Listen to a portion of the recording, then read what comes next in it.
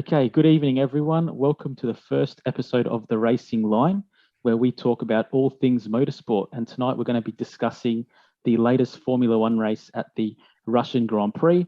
I've got H, Joey, and Mick beside me, where we're going to have a few discussions about obviously the pros and cons from that race. And then we've got a little bit of time for a bit of banter where we discuss the our buzz question that's going to be released a little bit later. Before we get into any of the specifics from the racing this weekend, we thought we'd have a bit of a brief discussion about why we've started this podcast. It's happened fairly quickly. About 2 weeks ago, Harry just sent out a message saying, lads, let's start a podcast. We started thinking about what this podcast could be, the kind of content that we could talk about, trying to establish some differentiation from other podcasts that are out there. And we came to the decision last week where we said, screw it, let's just start podcasting this week and kind of just learn on the fly. So it's very new, this whole process. We don't expect to be pros yet, but hopefully over the next couple of months, we learn a little bit more about each other and we can kind of put all this banter. I'm going to start cutting some stuff out when I do my edits. Yeah, I'd like to call this the Nikita Mazepin podcasts at the moment. Because it's just the king of spin. Yeah, for now. So that's what we're kind of doing. We're just four guys that normally talk about motorsport anyway, and we thought let's just put it out there on the airwaves and see if anyone else is, listening to the same frequency. So, Harry, do you have anything to add to that, mate? No, I think we just four mates love motorsport. We've all got our strengths. I'm massive on Formula One. Mikey B is MotoGP, and yourself and Joseph love all of it. So IndyCar and supercars as well. So I think it's a good mixture, and it allows us to cover everything. Yep, and also we want to kind of give some kind of differentiation for the Australian fans. Obviously, we're all Australian as well. So IndyCar gives us a chance to talk about Scotty McLaughlin and his endeavours, and also obviously with MotoGP and what's happening with Remy Gardner and Jack Miller. It's pretty close to home, and then we've got supercars as well because everybody loves a bit of Aussie supercars. So we'll jump straight into it. What a race it was yesterday. The last couple of laps became an epic for a whole number of reasons. So Harry, if you want to just kick it off with your surprises and cons of the race, and then we'll go around the room. Yep. Surprises. George qualifying in P3. Mega. That Williams is coming on quite quick. And as I said to you guys before, I would be happy as Larry if that Williams is faster than the Mercedes next year. But anyway, that's a chat for later on. The pace of the Mercs wasn't as much as I thought. In terms of the rest of the field, I thought they'd have a bigger advantage at this track as they have in the past, but it's good to see everyone else is catching up. And the pace of Sainz at the start of the race, I wasn't expecting it. I thought Lando, if he got ahead at turn one, he was just gonna go. But Sainz managed to even get ahead at one point. So I was really surprised with that, and that was with the old power unit because Leclerc had the new one, which is apparently 15 horsepower quicker. So. Yeah. Disappointments. Return of the strolling ball. Every time I see this guy on TV, he's bowling into someone. This guy couldn't even drift an Aston Martin on the pre-race entertainment. So I don't know how Aston Martin are going to be challenging for championships with this guy as one of their drivers. But anyway, Gasly, I was disappointed with this quali.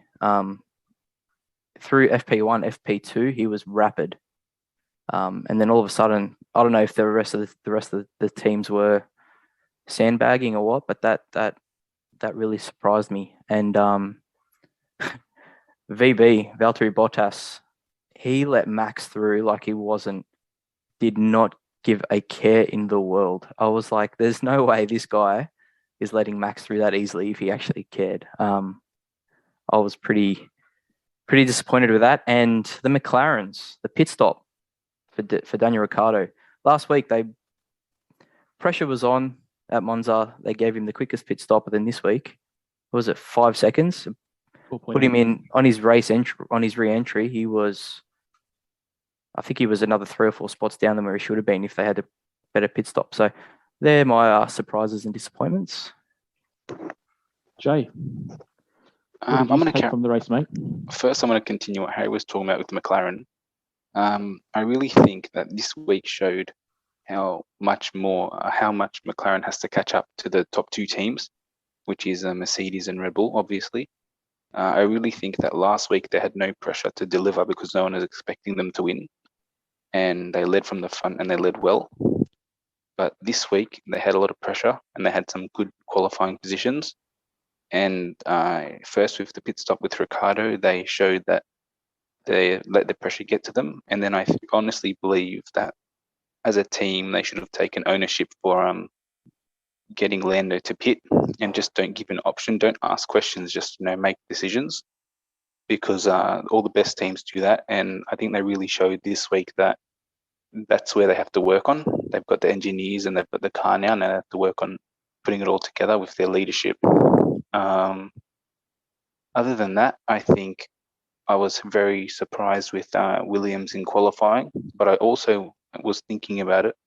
I would love to know if they actually just have a very downforce dependent car, which works good in wet weather, because in the wet weather that car is rapid. Also, Hamilton had a really bad qualifying lap, so we'll see what happens in the rain next time. But other than that, I think that was my takeaways from that race. All right.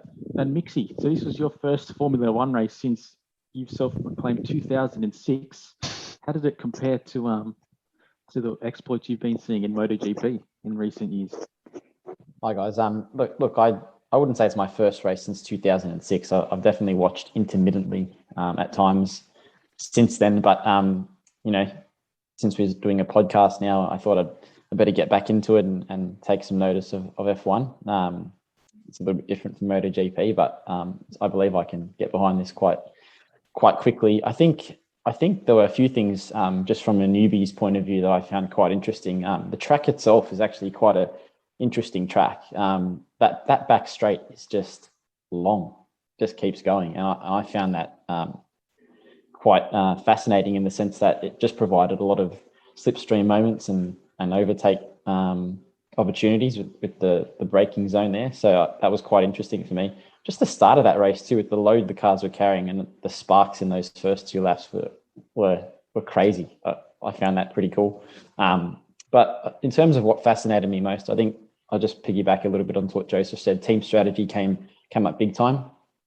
And I did notice that McLaren, they shot themselves in the foot at the end there. I do believe personally, because Mercedes made the call, and you're dealing with a soon to be 7-time world champion, and he went along with the call, and he comes in and ultimately wins the race. Lando, doing the young guys thing and wanting to win the race, ultimately cost him. I found that a bit fascinating, a little bit interesting.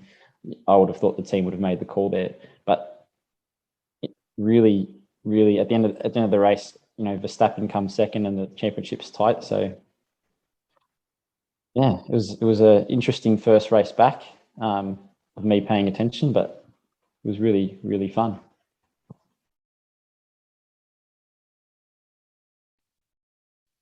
Do you have something to add to that, Harry? Oh yeah, just to piggyback off that, off what Michael said in terms of McLaren, they did shoot themselves on the foot, but I think it's a massive learning curve for them. These engineers and Lando haven't been in a winning car for 10 years, 12 years, whatever it is. 2012, I think, was the last time they won. So before Monza. I think if this happens again, Seidel puts his foot down, the engineer puts their foot down and says, Lando, get in here. As much as I can understand his position, he's leading the race. He's led the race for most of it. He doesn't want to concede track position to Lewis, but they should have put their foot down. Again, DR said he lost it. We didn't see it on the TV. I think he said on turn 7 he went off, nearly hit the wall. So he's come straight in. Lando was like Bambi on ice at one point. He was struggling, so they should have said to him, "Get in here." I think massive learning curve though, which is good.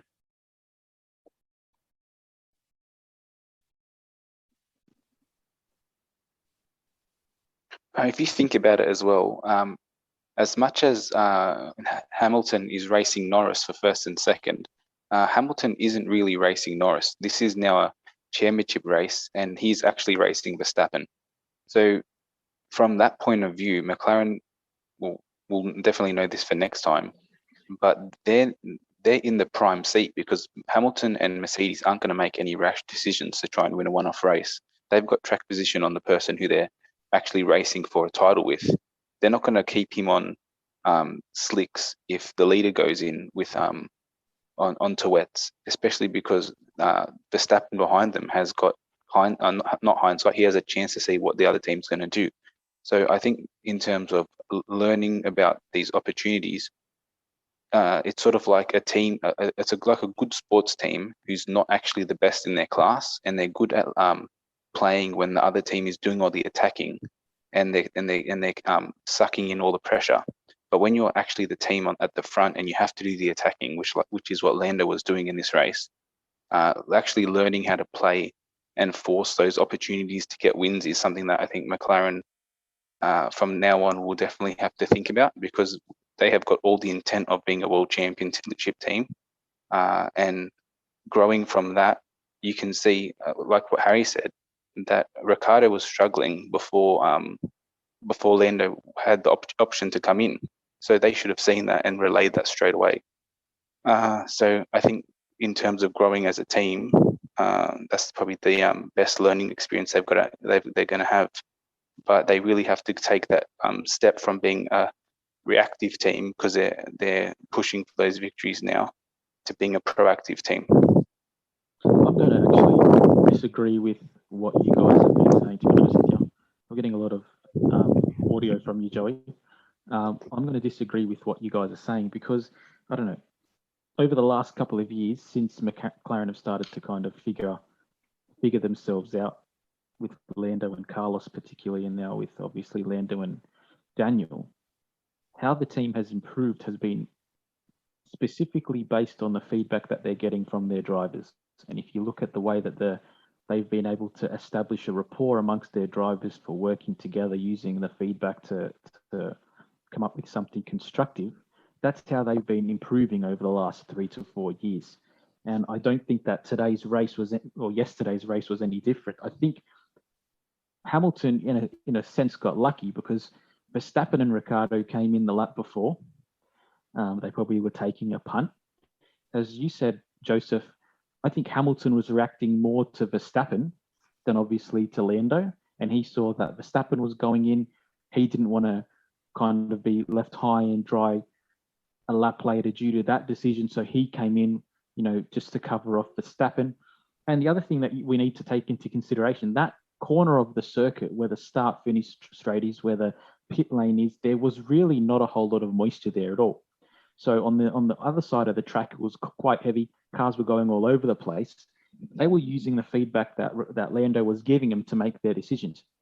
And he seemed pretty adamant that the decision that he was making to stay on the hards was the right decision. So I think from their point of view, they didn't really have a reason to kind of question it until they started seeing him coming off. And then obviously the next lap went around and it was a little bit more problematic for Lando. And obviously he's spoken about it since then. And again, with hindsight, it's very easy to criticize. But, when you're leading the race, you come in a lap early, you see 50% of the time the person that stays out, gets a gain from it. We saw it in Austria in the MotoGP a couple of weeks ago. Exactly the same thing happened. So I can't really fault that decision. I'm actually really impressed, even though it was the wrong decision, to see Lando so kind of commanding of that decision during the race. It shows that he's a winner. It shows that he's got kind of that killer mentality. And I kind of thought, even though he ended up finishing in 8th, I kind of went to bed thinking, that was really a turning point in the way that I see him. Yeah, I agree. It's Lando's first time leading a race. But I think because it was his first time, they should have been a bit more forceful. But let's be honest, the reason why they signed Daniel Ricciardo was to improve these kind of things. Winning races, being at the top end. This is why they signed him. They spent 20 million a year on him. So I think this is a massive learning curve, and next time they'll have more of an idea of what to do. But yeah, I'm with you. Yeah, 100%. Like, I think it came down to little details. Like, even just looking at, like, I know it might sound silly, but how often do weather events influence the outcome of races? And this just happened to really impact the race in the last, say 4 to 5 laps. And we made the point about McLaren and it being a learning curve for them. Well, it just shows how much scope there is to learn. Like even a little detail like interpreting a weather map, it might sound stupid, but like McLaren made the call. There was a time there on the radio where they make the call to Hamilton and they say, if Lando stays out, he's going to be in trouble because there is heavy rain coming and he needs to come in. And then we end up seeing what eventually occurred. So I do think we're making the point that McLaren is progressing, and that's fantastic. But there are those little details that I think, just like we saw with Ricciardo's pit stop, that need to be addressed as well. All right, so a few more takeaways that I took from the race. I think the most important thing from a championship perspective is that Max essentially got a free engine from this race meet. With 10 laps to go, he was sitting in 7th. He wasn't going forward anymore. He was actually losing ground to, I think it was Perez. Not even Perez, someone got past him, Alonso. Sitting in 7th, didn't really look like he was going to make any more improvements. And then obviously the rain came out, was able to get up to 2nd. And I don't think he or Red Bull would have been expecting to win that race anyway. I think if they had have come 3rd behind Hamilton and Bottas, had that discussion been had on Friday, they would have been pretty pleased with that. So for him to come 2nd with the new engine, it's a free engine upgrade. He might be behind in the points right now. What is it, 6.5 points or something like that? But that's a race win, and he's got a free engine from that. So that's the kind of the biggest thing that I took away from that race. I also think that McLaren was strong over the race distance. They were still nowhere near Mercedes. And when I was looking at the practice, particularly on Friday, Mercedes were in a league of their own. And probably the luckiest thing, for everyone, for the fan, was that Mercedes didn't put the cars on 1-2 because of that little bit of moisture during qualifying as well. Had they put the car on, their cars on 1st and 2nd, I think they would have ran away with that race. But the interesting thing to see is, even though the McLaren is really not as fast as the Mercedes yet, that they struggle to get past. We saw it in Monza. We saw it again this week with Hamilton when he was racing Ricciardo. Obviously, there was the issue with Ricciardo's pit stop that affected that, and then obviously also Hamilton when he was racing against Lando. They've got the speed, but the McLaren is just fast enough that they can't really get past, which is an interesting point to take away as well. I think Carlos Sainz showed once again that he's a quality driver. I don't think that people kind of are a little bit up and down on his performances before he got to McLaren. He showed at McLaren that he was a top quality driver for 2 years there.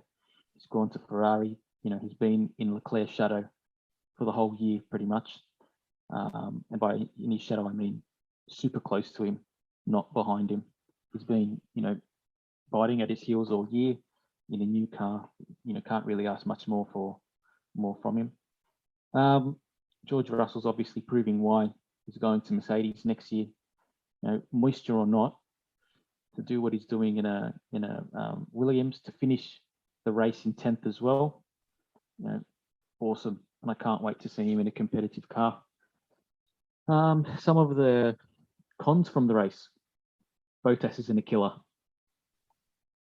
When you look at where he and Verstappen started, and you look at the juxtaposition of their, progress through the field over the course of the race, it was night and day. Verstappen was making those, the movement through the field look, as easy as it could be, and Bottas was still struggling, with people in 12th, 13th, whatever it might be. So, I like him. He's not a killer, and I kind of think that, this might be the end of Valtteri Bottas. I think when we go to Alfa Romeo, we'll kind of be there or thereabouts, but not good enough. Definitely not good enough to be racing Mercedes.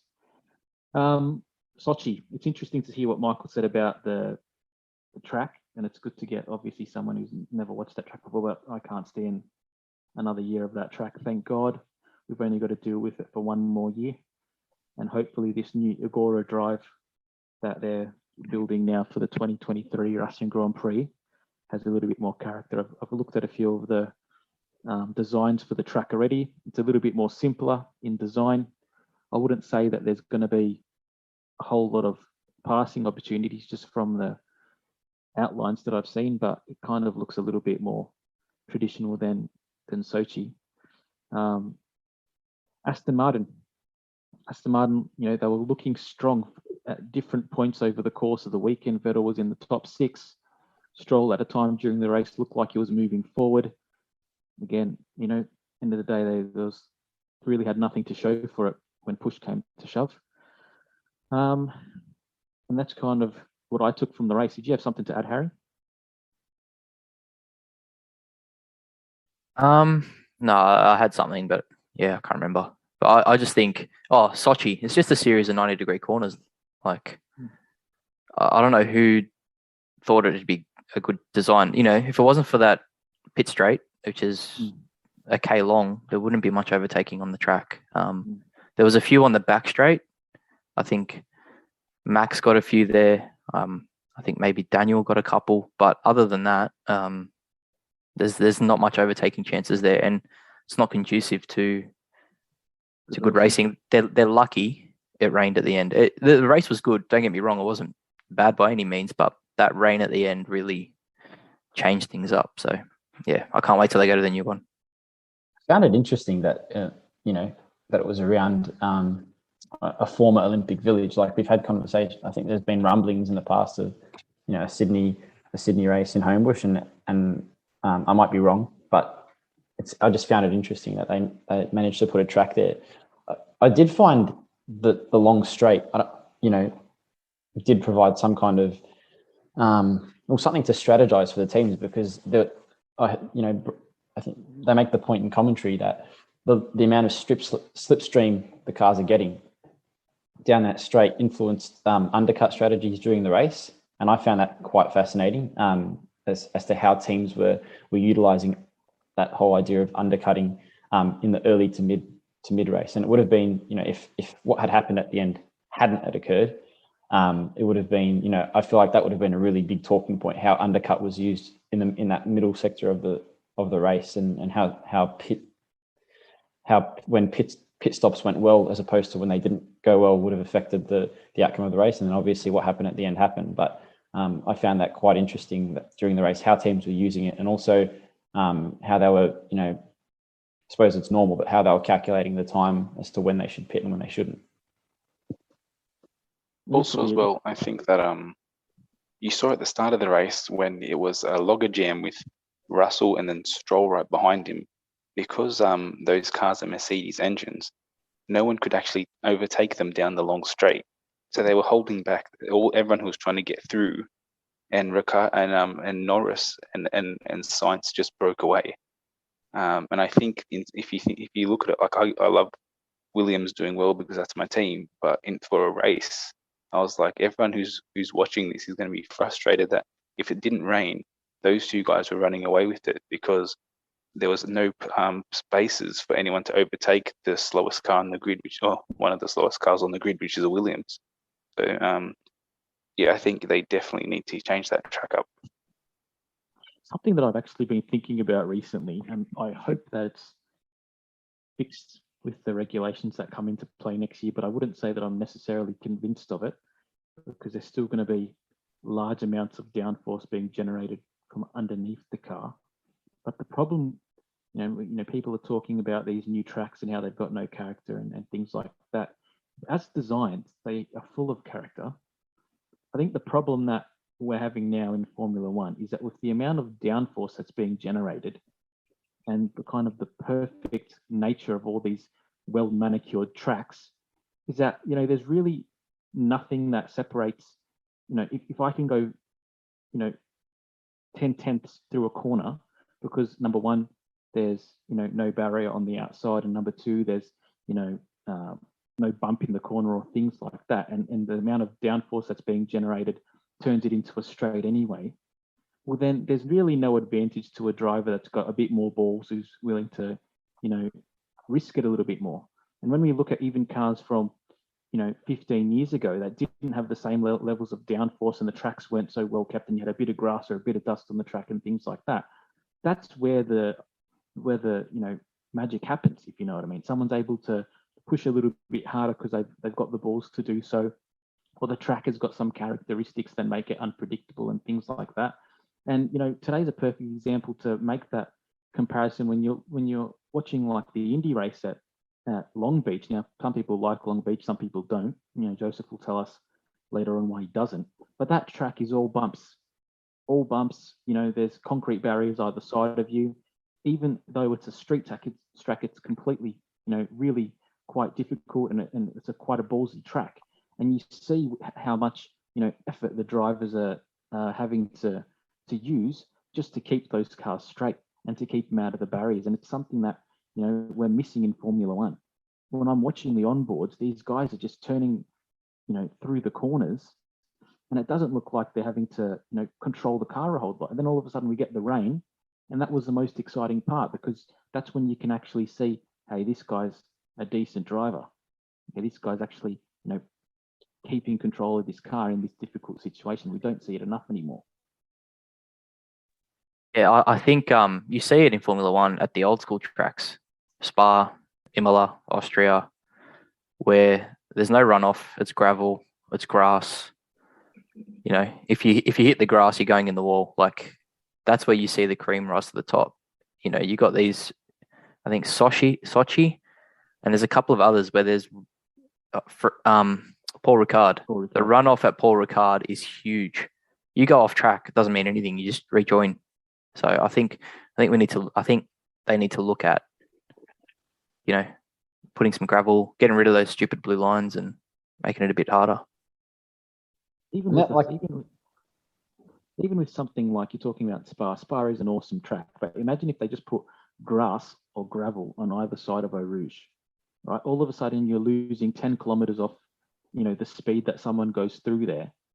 And if someone's going a little bit faster, or a little bit slower, because there's obviously those obstacles that they need to negotiate with now, you're going to get, just from, going down that back or that straight, you're going to get a whole lot more overtaking into that back corner, because people don't have the luxury of, flooring it through that whole section of the track. And then we're all getting to the maximum speed at the same time.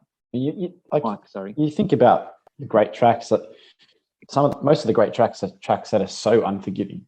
And you're talking about gravel at Eau Rouge or Raidillon. Like, obviously that would never happen, but it would definitely change the dynamic of the track. And you also wonder, like, when you do think about the great tracks, and this might be something that we might want to talk about in another podcast, like in terms of ranking them or something. But the great tracks always have that element of not being forgiving and having that, if you're going to succeed here, you need to really race on the edge. So yeah, after watching this race at Sochi, I did notice that, all the runoff was super forgiving, and there wasn't really any moment there until the rain came where you kind of thought, well, car could land in the wall here. Or really, like, I don't even think there was an accident per se during that race, or it could have been one. But yeah, it was something that I picked up on, and I think that's a pretty valid point. Like, I wouldn't regard it as a great track. But I did find at the end the element of weather there was interesting. the fact that it's so close to the sea and the rain came so fast did make it fascinating. Well, to finish this segment, Just quickly as well, I've got one more thing. Sorry. Just quickly talking about the these street circuits, because I think the main quandaries with these street circuits is that in the last 3 years since they've changed the regulations and the cars have actually become substantially wider, that when you have a wider race car and there's two of them next to each other, you're losing quite a bit of space, which is something that people don't really talk about, but especially on these street circuits where there's walls hugging the inside lines, you're running around, your ability to run two cars around corners next to each other is significantly hampered as well. And when I think about it and I look back at the last couple of years of Formula One, I think the best years were just before this new hybrid era, but also the cars back then were much skinnier than they are now. So you could actually get these dive bombing moves with enough space for you to actually still get into the corner. So I think that's another thing, like when you talk about these street circuits, that the cars have become wider, but the tracks haven't become wider. There's just another little thing to throw in there with these circuits, yeah. We're talking about tracks and talking about, Bathurst coming up in a little over 2 months now. As Mark Scage says, during every session of the Bathurst weekend, Peter Brock said, great tracks have consequences. And when you take away the consequences and you take away the things that make them difficult or treacherous, etc., people can, run around without any fear of, having a mistake. And if there's no fear of making mistakes, well, then you can go flat chat. And obviously those indiscrepancies is what actually makes for good overtaking and good passing moves. So we'll push into the power ranking now. That was posted on Instagram a little bit earlier, and I don't want to spend too long going on it, but we're going from the bottom up, 18th, 19th, and 20th. So this is, sorry, just to briefly talk about the power ranking. So what we're going to be doing is, obviously, like any other power ranking, we'll be rating our, driver ranking for the championship, and obviously that is changed after every race based on performances. So it's obviously not a perfect science. It's definitely got a lot of bias and personal opinion and how people perceive the races involved in that, and we're not kind of hiding that. But what's going to happen is every week a different person will update the power ranking, so you won't really get the chance to influence the power ranking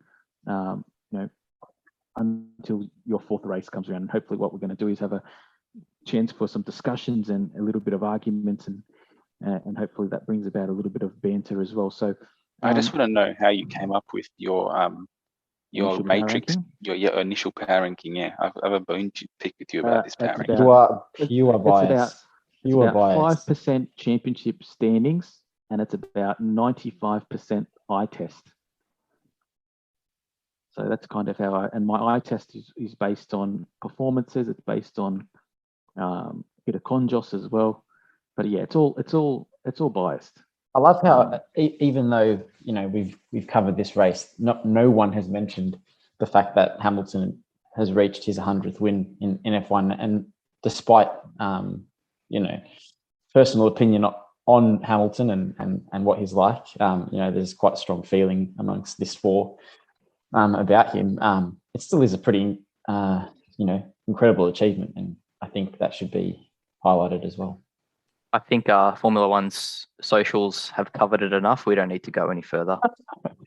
The interesting thing about Hamilton is, and I was thinking about this when I was running today, funnily enough, if the regulations do what they're supposed to do, and the changes to how much money people can invest in their race teams now, I don't think that these records are going to be broken, to be perfectly honest with you, because if looking from this year moving forward, with the amount of cost cap and kind of trying to create a balanced playing field for all teams involved, these records won't be broken, which is quite disappointing. Like on that, Ferrari's a legacy team. We know what they're like, right? Fuel flow issues, all this kind of stuff. Okay. Haas have set up shop at Maranello. Wind tunnel time is reduced based on where you finish. One day, Mattia Benotto walks in and goes, "We just leave the red car in today," to Gunther Steiner. "We just leave the red car in today, but it's Haas's time." Oh, no. I think Ferrari's going to cheat it. How can they prove it? If it gets them closer to the front, I don't mind if they do, to be honest with you. You don't Yeah, think that everybody else is going to be doing the same thing? I was a bit disappointed with that power unit in Leclerc's car, to be honest. There was all this talk about how much better it is. And I didn't see any moves from him really during the race. Yeah, but if you look at how difficult it was even for Bottas to get through the field. Yeah, but Leclerc's a killer. He is a killer, but he's not in Bottas's car. And he's trying to get past all these Mercedes, and we found it difficult for the Mercedes to get past the Mercedes. So, yeah, they're all good. One thing I want to say about Hamilton quickly before we brush off that. At the end of the day, you can only race your competition. And 100 wins is, if you think about it, is a staggering amount. And granted, the last couple of years haven't been as competitive as I think any Formula One fan would like. This has been probably the most uncompetitive time in Formula One history for a long time. Even if you think about how dominant Michael Schumacher was, the gaps are pretty ridiculous at the moment. But still, 100 wins against still good competition. Like we seem to forget that Vettel was coming off 4 years of being a champion, and his move to Ferrari was at the time heralded as like the new Schumacher. So 100 wins against that, and then even Max this year, like he's what do you want to say? do you know how many wins Hamilton was on when he left McLaren? Probably 13 or something. 21. Okay, 21. Yeah. He's got 79 wins at McLaren. You know how many wins Nico Rosberg has in Mercedes? Sorry, 30. 32, something like that. And Bottas would have a dozen 13 as well, maybe. something like that. So, how many wins does Verstappen have? I think he's got 6 or 7. Someone can look it up. It may be a little bit more than that. You'd have to have more than that. Another pod, another time. But yeah, is Hamilton the greatest racer of all time, or is he simply the greatest racer during an era of pretty average competition? Hamilton is probably the luckiest, not luckiest. He has had the best insight out of any driver to leave McLaren at the time he did and join Mercedes. Like I said, another time, but I think it's interesting. I'll leave it at. Think about, yeah. Just quickly, I don't want to say he hasn't had driver competition. He hasn't had constructor competition. Yeah, that's what the drivers have been good. I think the drivers have been good. You look at Alonso, you look at Max, you look at Daniel, you look at all these top class drivers, Kimi. They're top class, right? So I think it's Vettel, 4-time world champion. It's constructor. But yeah. Vettel's not the same Vettel. That's another time. That's for another time as well. But I'll leave it here. No greatest driver of all time ever lost a season to his teammate who became champion. I'm going to leave it there. Talk about this a little bit later on, but going into the power rankings. So bottom 4, Raikkonen, because he's missed a few races, Tsunoda, Schumacher, and Mazepin. I don't think there's really anything there. Poor Tsunoda, I feel like he's lost a bit of his... He never really had any mojo, but he's at least pushed himself early on. He reminds me of another guy that used to race for Toro Rosso that was crashing a lot, ended up being Max Verstappen. Hope he pulls it together. In 16th, I've got Gio. The last 2 races have been disappointing. Before that, it seemed like he was kind of getting something together. 15th, I put Latifi. 14th, I put Stroll. And then 13th, Ocon. 12th, Vettel. 11th, Alonso, even though he had a decent race this weekend. And then we've got Perez in 10th. And, it's very interesting to see Perez's season started pretty optimistically, but he's fallen into that same, flunk that Gasly was in, that Albon was in. That team is so Max centric that the second driver, just for whatever, like it can't be the driver when you've got someone of his caliber struggling as much as he is as well. In ninth place, I've put Russell. Like, the guy's bloody awesome what he's doing with that car. He got the lucky second at Spa. But even, this race as well, to put it third on the grid, amazing, particularly with the car that he's driving, and then to finish it in 10th as well. When even during his race, he kind of looked like he lost his way halfway through the race. He was falling backwards, and then obviously he probably got a little bit lucky with the rain at the end. But even still, to be in the top 10 with the Williams, not enough can be said about the guy. I've put Sainz in 8th, even though he got on the podium, and that's probably more because of what the people above him have done, as opposed to his own performances. I think he's been super solid this season for Ferrari, particularly being his first year. Like I said before, he's been right behind Leclerc for the majority of the season. There's been a hair to split them. 7th, I put Gasly. He was really trending upwards a couple of races ago. Monza was definitely not what he would have expected after winning it last year, and he was kind of saying as much as well. It didn't really go to plan. And then even this week as well, I think everybody would have expected him to do a little bit better than he did in qualifying based on his practice form. And, Harry raised it earlier that kind of other people might have caught up. I just think he didn't do a good enough job during that Q2, to be honest with you, because in Q1 he was looking really fast as well. Leclerc I've put in 6th. This race wasn't really his best, but he wasn't starting from a good position. It was always going to be difficult for him. Bottas is in 5th purely because he's racing Mercedes, and it's really hard to do too poorly with that car. So he's kind of in 5th by default, but he has done nothing recently to warrant him remotely keeping his seat, to be perfectly honest with you. Ricciardo in 4th, first last week, 4th this week, kind of got a little bit lucky with the rain, but he's definitely trending upwards, and obviously McLaren is trending upwards as well, what they've been able to do over the last couple of weeks, particularly with what Seidel said last week about Russia being a track that they were worried about, and for them to come out and nearly be a 1-5, ends up being a 4th and an eventual 8th, but that team's coming along, particularly at the low downforce tracks. Lando Norris is in 3rd, but I would love to see where he could be in this championship had he been in a car that was on par with Verstappen and Hamilton. He's only a handful of points behind Bottas at this stage, which is ridiculous. And then we've obviously got Hamilton and Verstappen. Even though Hamilton won the race, I think you'd be pretty disappointed that Verstappen finished 2nd.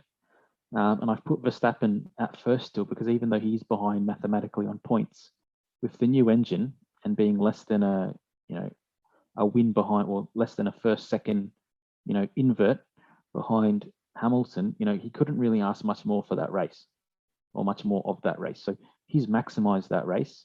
And I think Mercedes will be going home, this week thinking we kind of didn't get as much as we needed from that event. So that's what I've put up. Do we agree? Joey? There's 2 things I don't agree with. Firstly, it's a power ranking, so it has to go off results recently. And young Danny Rick has got a win and a 4th in his last 2 races. And young Lando has got a 3rd and an 8th, a 2nd and an 8th. Now, I'm not a mathematician, but can you explain to me how young Lando is ahead of Danny Rick if it's a power ranking? Well, because over the course of the season, young Lando is still significantly. But it's not a standings; it's a power ranking. No, I understand that. Which has to be. I'm creating this power ranking with half the season in sight, and even though Hamilton, Ricciardo won the last race, Norris came 2nd, and for all intents and purposes, he should have won today as well. And, Could we and put the- Ricardo can should have we- come fifth. Could we put this to the floor? But he didn't, and he The made eye a test. mistake. I told you it's Can we put this? 95% eye test. Can we put this to the way the I see floor? this, you can't have a power ranking in inverted commas without A, pissing off Joe, and B, having some contention. Like, it can't be some kind of fixed state that, is just dependent on Anthony's eye test. Like, I think, there needs to be give and take here. Joseph's got a valid point about Lando. Then, let's talk about it. But It's not about Lando. Lando has been better this year than Danny Rick. I agree with that. But the whole thing of a power ranking is that it has to take the last couple of results into consideration because it's supposed to change every race. So if we're doing a proper power ranking and you look at the two last performances results, there's no way that you can say that Danny Rick is behind him in the power ranking. Fair enough. I think you risk angering Big H here because we all know that Danny Rick is his boy, and I'm sure he'd have something to say about that. So, Look, I don't mind Lando being ahead. He has a much better season. DR has taken his time, as we saw at Renault as well, or Renault, taking his time in settling in. But I think the only thing I'm disputing, there's a couple of things actually. Danny Rick shouldn't have been on for a fifth. With the other pit stop, he was on for a podium. Right? He lost 3 seconds? Yep. I think Sainz should be higher. He's only a couple of points behind Leclerc. No, he's ahead of Leclerc. He's ahead of Leclerc. That's the other thing on Anthony's the way he's ranking it. How can he be behind him as well? Please explain yourself, Anthony. Okay, so again, couple of pole positions. Well, okay, It's I'll start with it's an eye test. the first thing. Yeah, exactly, it is definitely an eye test. So if we look at Leclerc and Sainz over the course of half the season, with really no exceptions, Leclerc has been faster than Sainz by a tenth, between half a tenth and a tenth. And in the races, he's normally finishing ahead of him. Now, I'll say coming third, this race significantly boosted his drivers' championship points for Sainz. But I don't think that as a body of work, he's above Leclerc at this point. And I would agree that he should be higher. And I said that earlier. But when I look at I might, in hindsight, I might say Gasly and Sainz could switch because Gasly's had 2 lackluster races. But what he's doing in a Toro Rosso is phenomenal still. And what was the other point that you were having issue with? Me, Danny Rick and Lando. Well, no, I'm not going to change that. The last thing I'll say that's quite interesting though is when we didn't bring it up in the race, Ricardo had issues, yeah, but there were pit stop issues from a bunch of teams this week. It wasn't just McLaren. There was an issue with Perez. There was an issue with Bottas? There was an issue with Ricardo. So there was a few pit stop blunders this week, and they all seem to be on the left rear tyre. So just an interesting tidbit as well. That's one thing that I noticed in commentary, that they kept making the point about I think it was the front right or the front left wheel graining early and it being influencing the cars to do with traction early during the tyre the tyre wear, I suppose. And then they made the point that as the tyre wore even more, it did smooth out and give them more traction towards the end. So that was another part of the strategy that I found really fascinating in the race. I just thought I'd add that in before we move on. Yeah, I just want to say, in regard to the pit stops, whoever's idea it was to change the way the pit stops work, I think it was at Spa, the new regs came in, where it wasn't automated anymore. It's ruined the pit stops. Like Red Bull did an 11-second pit stop at Monza. They were doing 1.8s 2 months ago. Oh, I don't know. It's I'm not a fan. I prefer the old way. But in terms of giving some spice to the show, if that's what they're planning, it's definitely done that. But I think we've been so accustomed to these lightning fast pit stops, and you come to really marvel at them, and it then really becomes part of on the driver because the pit stops are so automatic. that now that this little bit of doubt can get thrown into the race from the team side, I think it's in ruining drivers' races. It sort of takes away that whole gladiator on the track thing a little bit. Tell you what, it definitely adds to the theatre of the event. Like, people talk about F1, losing some of its mojo, but having watched that race yesterday and seeing the error there and how that influenced Ricciardo's race, early in the race when he was doing a really good job, I thought, of fending off Hamilton. It's through an interesting spanner in the works that ultimately shaped his race, but also Hamilton's race too, because it essentially forces him to try and undercut Ricciardo. It's definitely going to be good for Netflix, I think. All right, so let's move into the next section of the podcast, and we're going to have our regular buzz question. So the buzz question is designed to be a question that prompts some kind of debate, some kind of contradiction, some kind of contention amongst us four. And today's question is, who was the best F1 non-driver world champion? So the best driver to be racing in F1 who didn't win.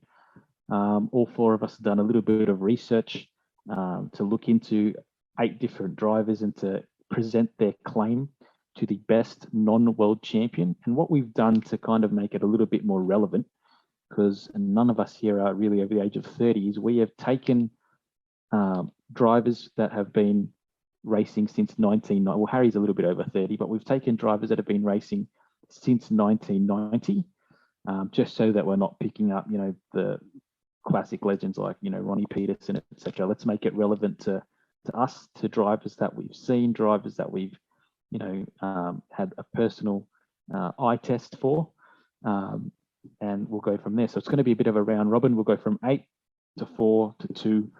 And then let's see if we can come to some kind of unanimous decision about who is the best non-F1 world champion since 1990. Harry, kick it off with your first 2 drivers for me, mate. Yep. So I've gone with Rubens Barrichello. Classic. And a bit of Aussie bias here, Mark Webber. So I'll start with Marky Mark. 215 races. It's a decent stint, 9 wins, 42 podiums, 13 pole positions, 19 fastest laps, 4 constructors championships with Red Bull. Could have won in 2010. We all know how that went. Korea, and Turkey with the whole Vettel issue. I think that turned the team against Mark, especially with good old Helmut in the background making these decisions.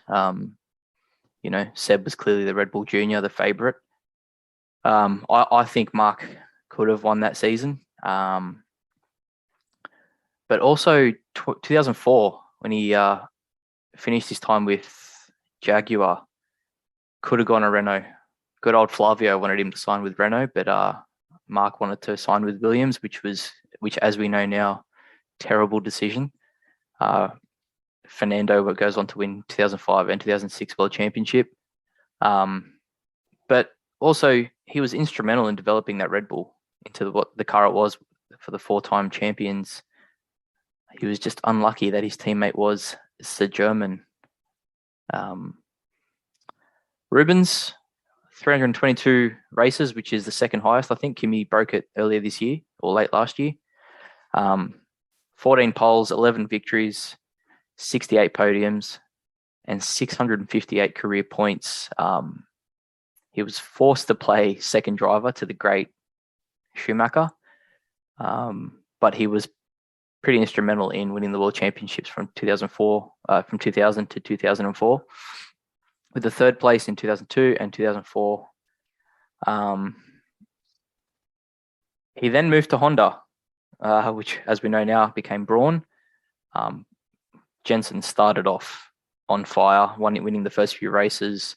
That double diffuser, what a time to be alive that was. Rubens finished the season stronger, but everyone else had caught up by then. So McLaren, Ferrari, all of them had managed to catch up to Braun. So he ended up finishing 3rd. But I think Rubens is up there. I should have made this claim probably before we started this section, but there is a reason why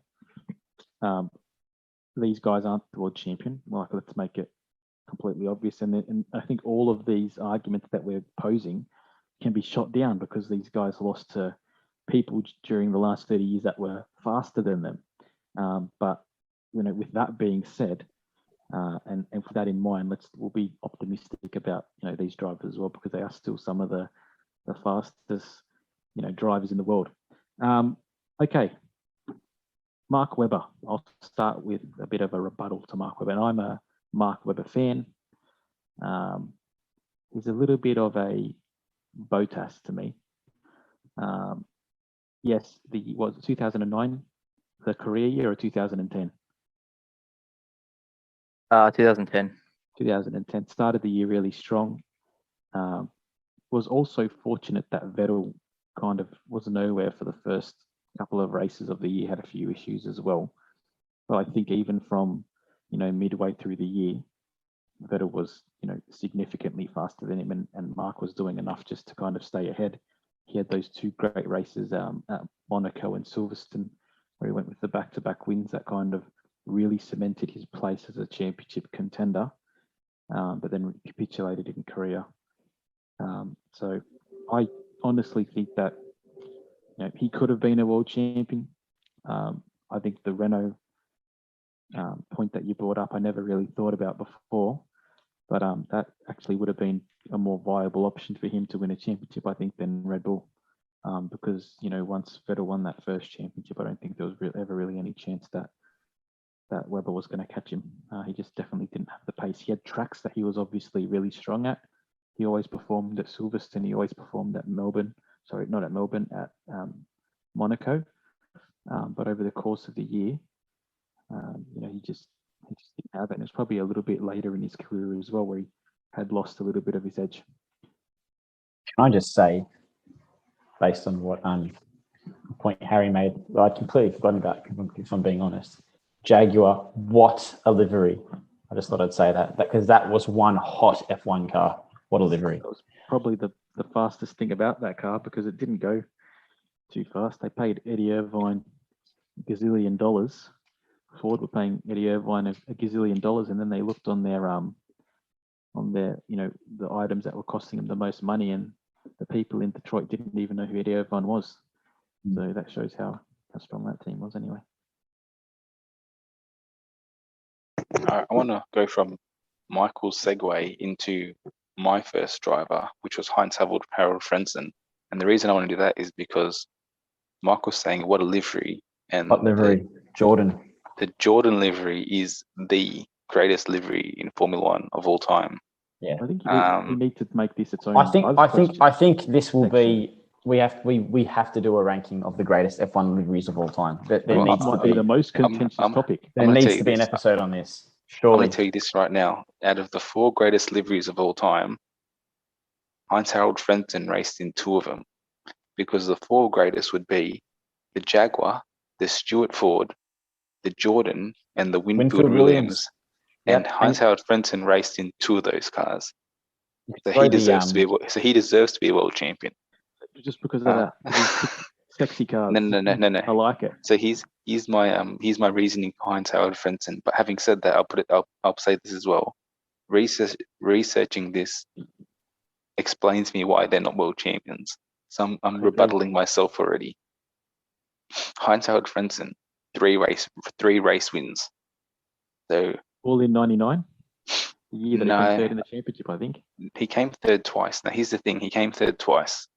He came third in '97 with the Winfield Williams, and then Schumacher was disqualified, so he then got promoted to second. Actually, no, this was the Rothmans Williams. My bad. This was the Rothmans Williams. He got promoted to second. Another great livery. But he lost this. He lost to Jacques Villeneuve in that season, and I don't think that season was really anything special. But coming third is a pretty good feat once. But then 2 years later, in the Jordan, which was not the best car on the grid like the Winfield Williams was, he came third in the season behind Mika Hakkinen and Eddie Irvine. And then I'll preface this by saying Schumacher broke his legs this year. So already we're Out of like, the picture. what happened there? But with 2 races to go, he was only 12 points behind Hakkinen, and his car blew up. His engine failed at the second last race, which sort of put him out of the championship. But in hindsight, when you think about it, had he been in a better car that year under that form, he could have been a world champion. Because my second driver was David Coulthard, only had success when he was in the best car. David Coulthard had 13 victories over a 15-year span, 62 podiums.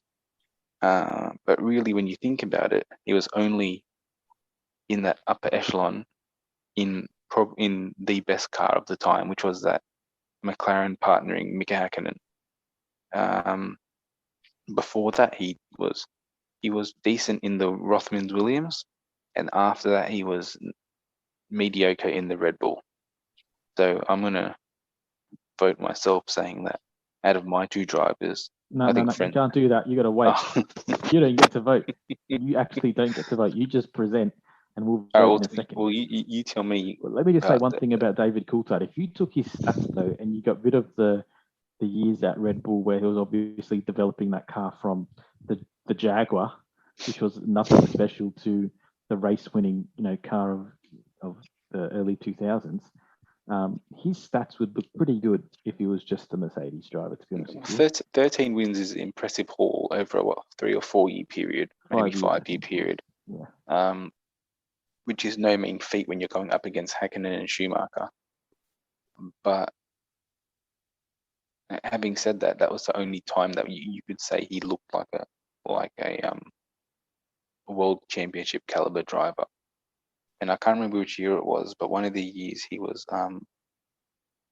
close to points with Schumacher halfway through the season, and then after the Monaco Grand Prix, his points totally bombed, and he came second in the season, but it was not even close. I think it was like 50 points he lost by, and in that time, 50 points was a massive gap.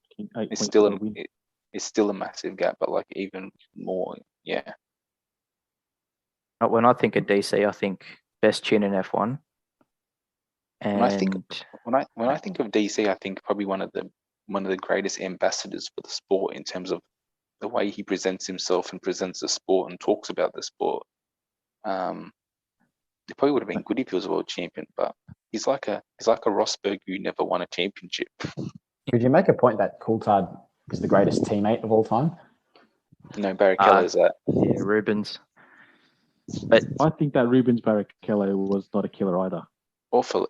You know what? I just thought this now. He only finished second in the championship twice. Has someone got Massa on this list? I do. Because Massa was a world champion for a couple of seconds. I know. And it wasn't that an interesting end to a season. I'll never forget that.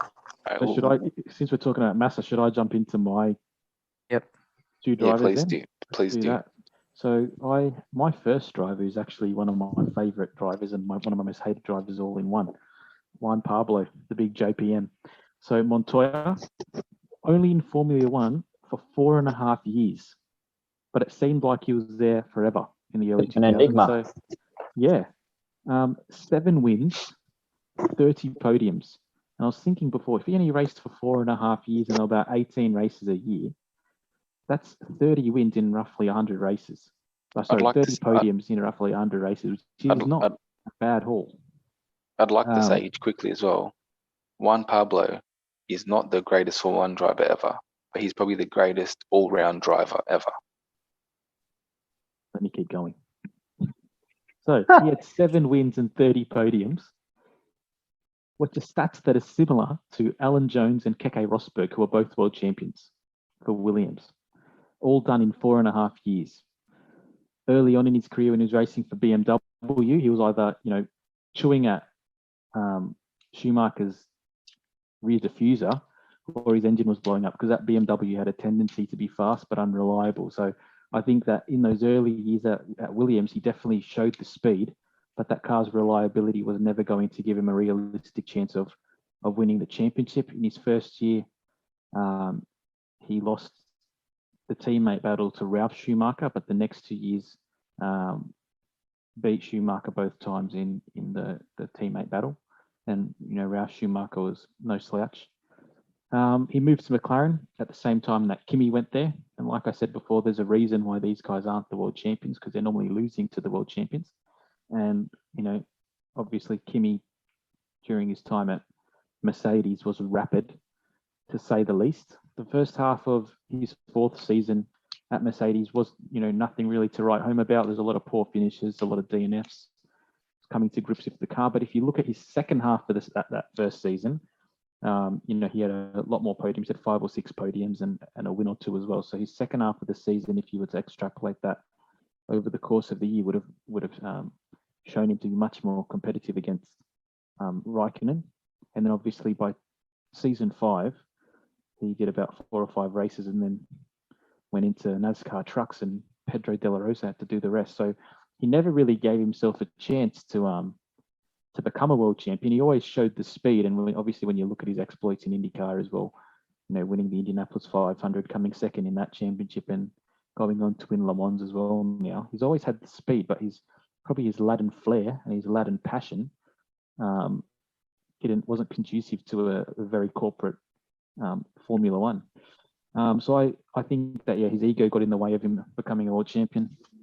He was always up against it, with inferior cars to Schumacher. But when the car and the tyres, was on par, or at times, performing better than the Ferrari in the bitch zone, he was able to take it. So he's my first driver. And also, just quickly, you've just made me think of a new topic as well that we have to debate one day: most iconic Formula One helmets, because especially in this day and age, but drivers are changing helmets every 3 weeks. I really think that's been lost. So don't get him started. Don't get him started on helmets. I really think Juan Pablo had a really iconic helmet that we can debate one day as well. All right, let's put a pin in that. And my second driver was Felipe Massa.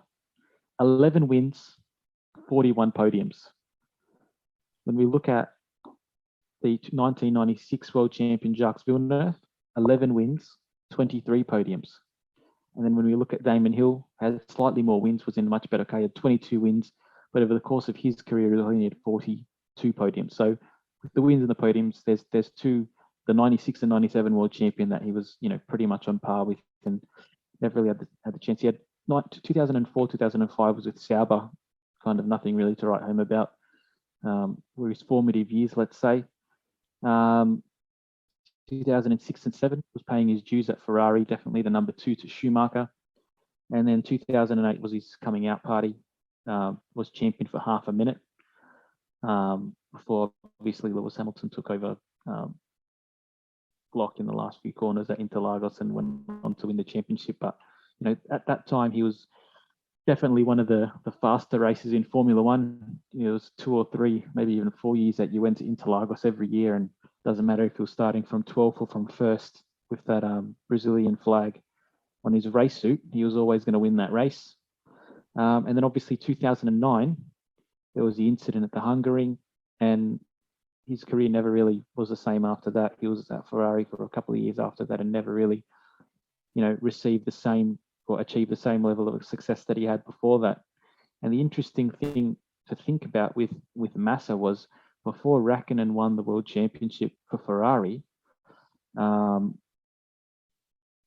only won the championship with 1 race win that season, no one really kind of got close to what he was able to achieve in the Ferrari, obviously apart from, Schumacher. So Schumacher, did all that winning, left, Ferrari kind of lost their way. Massa, won a bunch of races for Ferrari, still could have won the world championship realistically. And then obviously they had Alonso after Raikkonen as well, and never really did anything or struggled to be competitive during that whole time as well. So Massa, kind of, I feel like that was a lost season. Then obviously 2014 to 17 was at Williams. Got a bit lucky with the new regs and Williams having the Mercedes engine as well. And even though their car was nowhere near competitive in the downforce department, it was, that kind of showed how good that Mercedes engine was. So yeah, those are my 2 drivers. Massa really should have been a world champion if he didn't have the issue in 2009. Who knows what his career would have been like? He obviously took a step back after that incident, and obviously there's Juan Pablo Montoya as well. And that takes us to the last two drivers that we're presenting. And Mickey will be. I feel like I've been put on the spot here a little bit. But yeah, the two drivers I've nominated, Jean Alesi and Jarno Trulli. Jarno Trulli being a racer that I followed quite well during his time at Toyota, which happened to be my team at the time. But I'll just go back to Alesi, who obviously had 0 championship titles, 202 races he was a participant in, but 201 actual starts. He had 2 pole positions, 1 win, 32 podiums, and 4 fastest laps during his career, with a total of 241 points. His first race in '89 and his last race in 2001, with his only win coming in the '95 Canadian Grand Prix. And just having a look at his career, he's moving around quite a bit. The start of his career, and obviously at the end as well. Starting with Tyrrell after winning Formula 3000, and then not staying there long before moving to Ferrari 91. Where there was a little bit of a discrepancy because he'd signed a contract with, I believe, 2 other teams, Williams being one, before Ferrari swooped in and won his signature, which he obviously took because it was a lifelong dream of his to race for the red rocket. Throughout 92, 93, 94 and 95, he managed to be with Ferrari, obviously with only the 1 win in 95, coming in Canada, before moving eventually to Benetton, where he partnered up with Gerhard Berger. 97 was also with Benetton, but the car wasn't really going anywhere. So he moves to Sauber in 98 and 99, before finishing off his career with Prost and Jordan. So a checkered career, to say the least, but he was definitely a name of note, whilst we were growing up in F1. But yeah, he's my first driver that I've put forward. Did he ever nearly win a championship? Sorry? Did he ever nearly win a championship? No, It's not a great guy award. Not to my knowledge. So I was kind of dealt a rough hand here because all of you people decided to take the races that I had in mind. But he's got to be up there surely. But if John not Alesi close to winning it. Spent 5 years in a Ferrari that was not even close to being competitive, and he signed a deal because he wanted to race for Ferrari. Imagine his career if he had have signed in 91 with Williams. He would have been. He would have had the best car in 93, 94, 96, 97. He could have been a multiple-time world champion because his exploits in Formula 3000 in his time at Tyrrell, that was the trajectory of his career.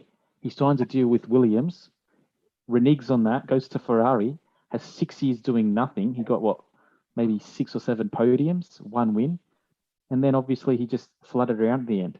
I feel like he's a product. He could have been a world champion, but not even close. It's like the Hulkenberg back then. Yeah, I feel like he got hard done by as well, in the sense that Shuey was definitely on the rise when he leaves Ferrari, and Shuey walks into a car obviously much more improved, but with a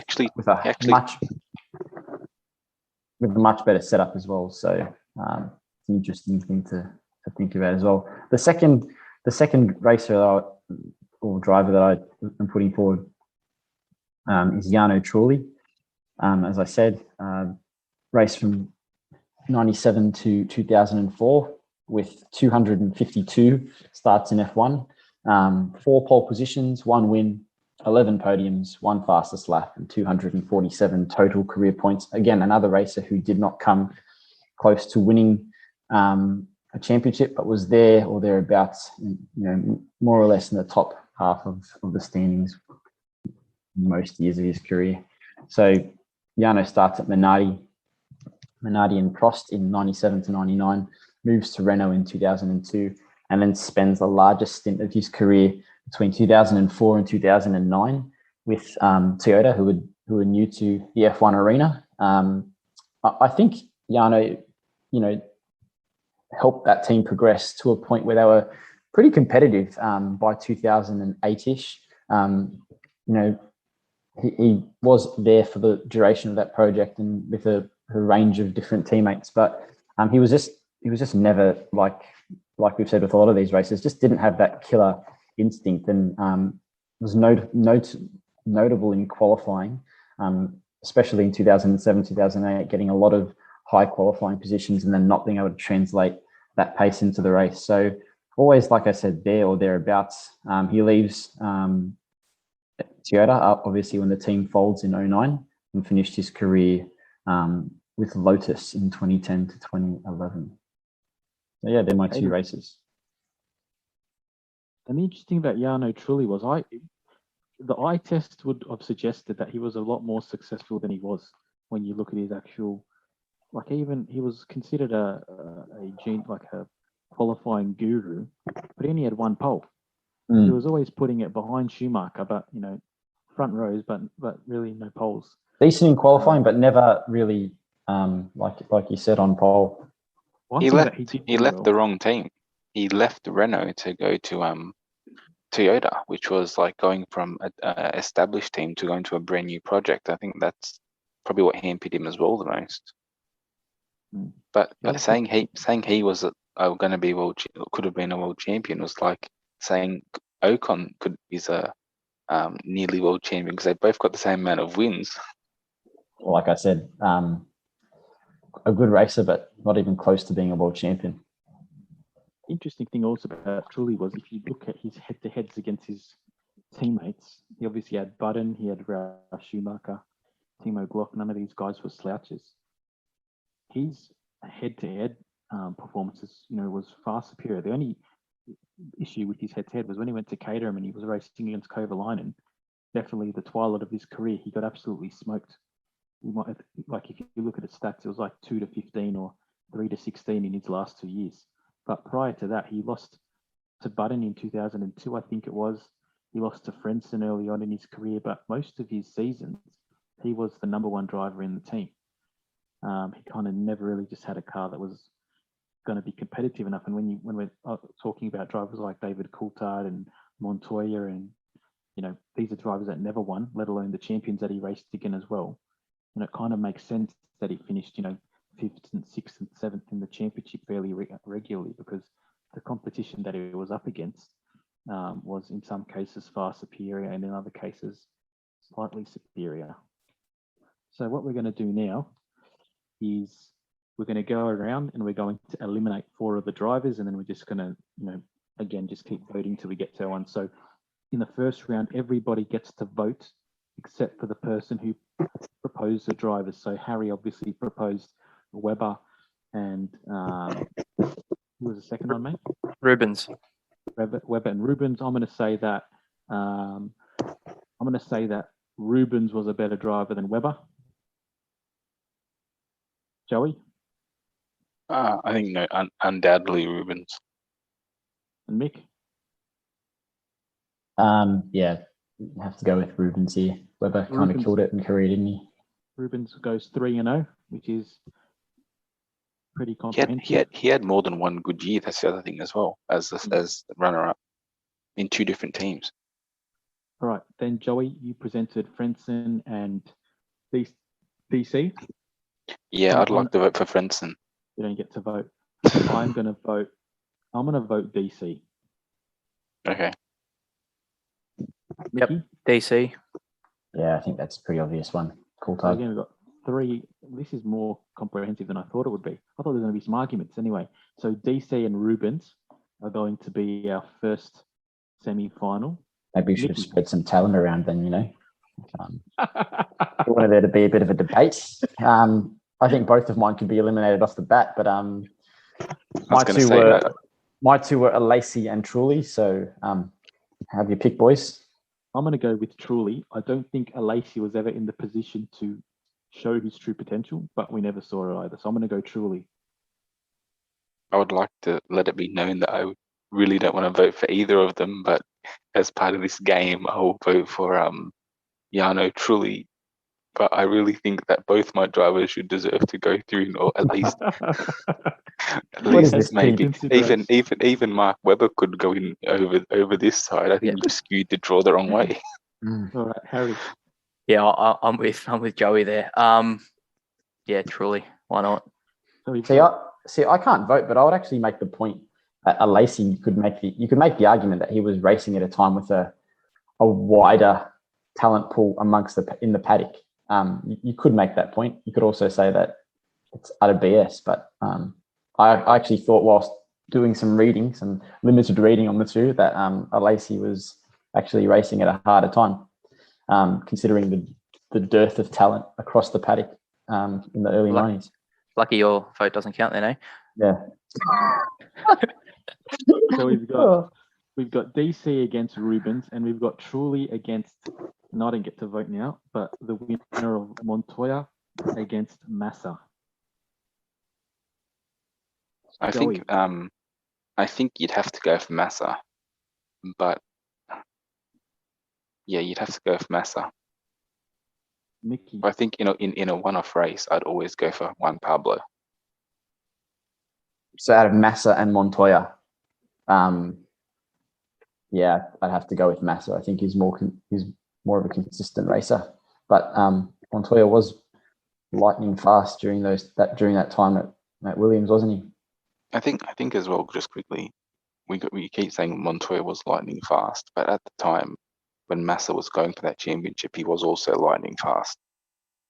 And how good were Williams at the time that Montoya was there? I mean, that's probably Williams' peak, one of their peaks anyway. I get blown up. The other thing that we never got to see the downside of Montoya, because he left after 4.5 years. He was never in a team like we're talking about a lot of these drivers driving for obscure teams at the end of their career. He was Williams, Mercedes, Williams, McLaren. See you later. So we never really did Montoya go and win the IndyCar championship after he quit? No, he came second. He won the Indy 500 and won a few NASCAR races. And Le Mans, yeah. Yeah, Massa. Massa. Yeah, look, I think we have to go Massa just on the fact that he was world champion for like 30 seconds. If he actually won that world championship, there wouldn't be the debate on whether Schumacher Lewis and Hamilton were bloody. Well, he wouldn't be in this conversation, would he? So that's a very good point. All right, so Rubens against DC. Where are we going? We've got 4 now, Rubens. so we've got to come to some consensus. Rubens. Mickey. I feel like Rubens was closer to his teammate over his time with Schumacher than DC was with Häkkinen. Rubens only came second twice in his years at Ferrari. How many times? And DC only came second once. DC wasn't racing the amazing Ferrari. He was driving an amazing McLaren. Now, look, I'm actually going to go with DC here. DC as well. To go against the grain. I think Barrichello, unbelievable racer, and obviously an unbelievable teammate in an unbelievable car during a 2-horse race era, you could say. Coulthard being on the other side of the fence, but with another unbelievable teammate in Häkkinen. But I will say that I think Coulthard, he proved in his time at Red Bull that he could also be competitive to an extent, and also help develop a car that was starting off, and make it competitive. But he's got to be there just because of his accent. Oh, what a sexy accent, the Scottish David Coulthard. I mean, come on, he wins it just for that for me. And Barrichello was a bit of an interesting, odd-looking character, but yeah, Coulthard, just for a bit of spice, so it's not one-sided. I think he'd do it for me. Harry, this is dependent on you now, mate. Where are you going? Yeah. Look, Mikey, I just want to keep this G-rated, buddy. So, I'm going to go with DC. I think even if it was 2-2, I think that would give it to DC based on if this is what we're going to do moving forward. If we get 2 drivers that are 2-2, we're going to base it on the nicer looking helmet, and DC had a far better crash helmet than Rubens, mate. Rubens had to put a little bit more effort into that one. I Very really easy to feel blow like a red circle. I really feel like a driver comes second twice in two different cars. They deserve to get it over a driver who came second once in one car. But But maybe he was you voted. You're all wrong, but you've all voted. He was second best in the fastest car for 5 years. That doesn't say a whole lot. Anyway, so we got DC stacked up against now the winner of who was it? Massa against Truly. Jarno Trulli. Massa against Jarno Trulli. This is going to be a difficult one. I'm going Massa. I'm going to vote for Truly because Michael sold me that he was such a nice guy. I think. Hey, look, don't start. Let's not downplay His the nice achievements of Jarno. Okay, his nice guy status and one win. I really think you can't deny it because if DC is getting in, I'm going to give it to Jarno. Jarno all the way. I'd love to see Jarno versus DC. If you're going to win one race in your career, I mean, we're better than to do it at Monaco. I mean, come on. Harry, iconic track. Mate? Oh, do I need to answer? Yeah. Massa. I had to think about it for a second, but yeah, Massa. And Michael's pretty straightforward. Sorry, go. I think it's pretty straightforward. It's Massa, but if we're talking about a likable person, someone who put a sticker of John Paul II on his crash helmet when the Pope died, got a few blessings, but those blessings didn't translate to more wins, unfortunately. So, I'd like to just make a statement as well of how preposterous having Jarno Trulli in this is, because if we want to say one win at Monaco, why isn't Olivier Panis there? He was a nice guy as well. So many nice guys, not enough killers. And he won it. He won it in a worse car. He won it in a Prost. In a Ligier, to be honest. Ligier, yeah, okay. To be honest, only 6 people finished that race, so that's difficult to we forget that.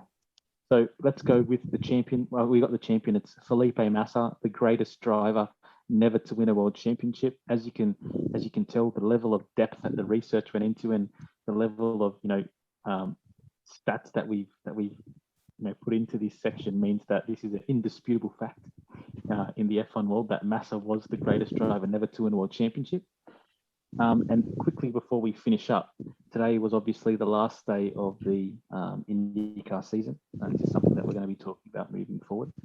So congratulations to Alex Palou on getting the job done. It was made significantly easier for him early on when Pato O'Ward was spun around on the formation lap, and obviously his race never really took off from that point. But with Palou finishing 4th, it wouldn't have really made a difference. I think that moving forward, and particularly after this year, IndyCar is definitely ready to explode. Firstly, with the drivers that are coming into the series, Joseph can attest to this. Looking at how far IndyCar's come over the last 10 years.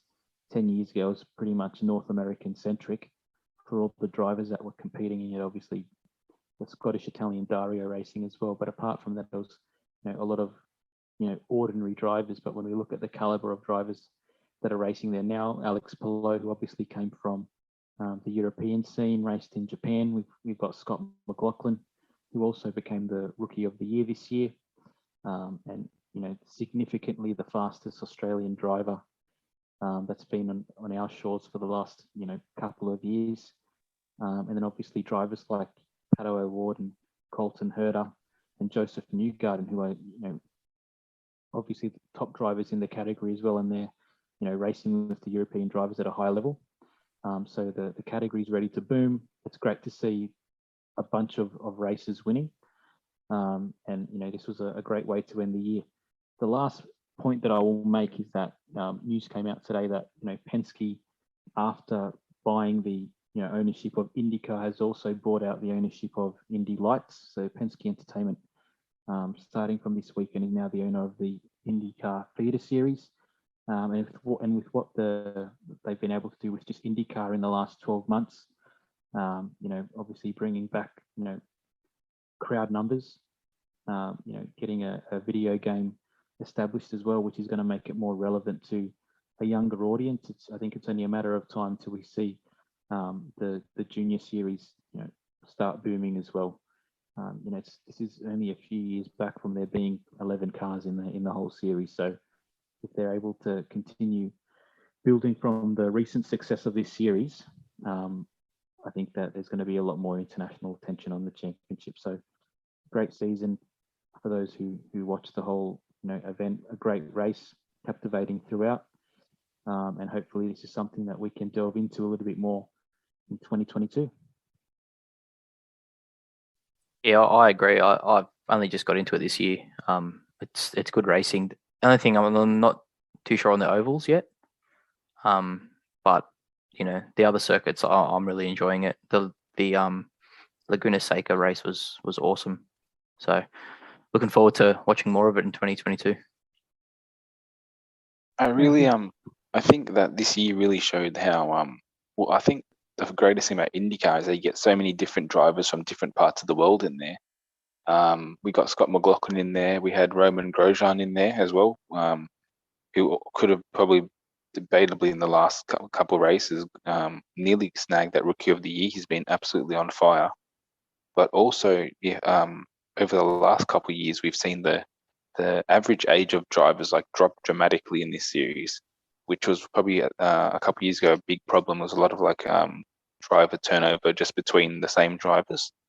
But now with McLaren's team, Pato O'Ward and Askew, and then you have Palou, even Marcus Ericsson.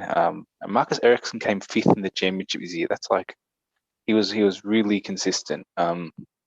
I really think that this is probably the best year of IndyCar we've had probably for a decade. Even in terms of just the amount of teams that there are now, there's not as many 4-car stables, which was a staple of IndyCar maybe 4 years ago. What was it? Yeah. And even you see that the drivers of 5 years ago really have taken a backseat this year to this young crop of drivers led by, you'd say, Polo this year, but probably over the last four years, Newgarden and Rossi. So I think for that spectacle, if they can maybe change, just maybe get rid of my favorite track, Long Beach. Other than that, I think the series is going to hit another massive boom. I think that's where we'll leave it for this weekend, gents. Thanks so much for jumping on. I mean, obviously it's only the first podcast. There was a little bit of growing pains with it, but I feel like the discussion is pretty robust. If you're still listening to this podcast 90 minutes in, I think now would be a good time to ask you to give us a follow, give us a like on any social media platforms that you might be viewing us from. If you're listening on any of our podcasting apps, whatever they might be, please give us a follow there as well, and a like. And hopefully we've caught you at least for another podcast next week. Our discussion point for next week is going to be the sorry, I already forgot what my buzz question was. I'll post that up on the socials sometime this week. We're going to leave it there. So thanks so much for joining the Racing Line podcast this evening, and we hope you have a great week, where next week we'll be discussing the upcoming MotoGP round. So thanks so much and have a great night, guys.